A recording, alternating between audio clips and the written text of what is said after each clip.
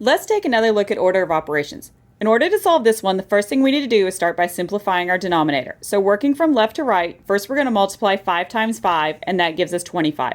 Then our denominator, we can divide 25 by 5, and that gives us 5. So that means our final problem is going to be solving 5 by 5, which takes us straight to 1.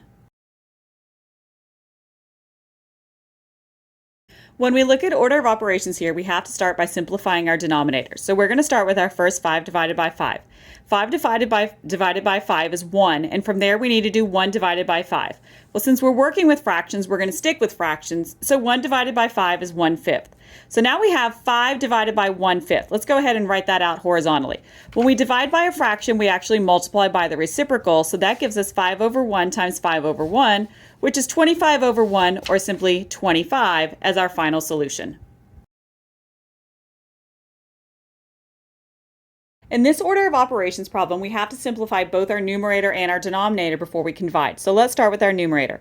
5 divided by 1/5 means we need to do 5 over 1 times 5 over 1 when we multiply by the reciprocal, so that gives us 25.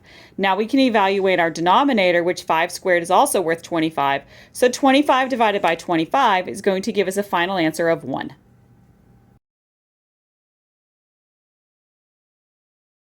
If we want to use order of operations to evaluate this expression, the first thing we have to do is simplify the numerator. When we take the square root of 25, we're going to assume it's positive, so square root of 25 is 5.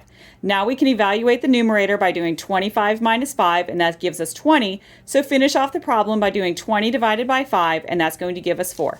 But square roots have both positive values and negative values. If we took the square root of 25 and assumed it was going to be negative, that would give us 25 minus negative 5. 25 minus negative 5 is then going to be worth 30, which means we're going to have 30 divided by 5, which means another possible solution could be 6.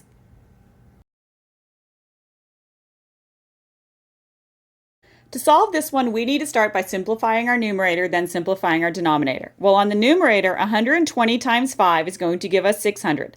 So then we can simplify our denominator by doing 120 divided by 5, which is going to give us 24. To get our final value, we can do 600 divided by 24, which is going to give us a final solution of 25.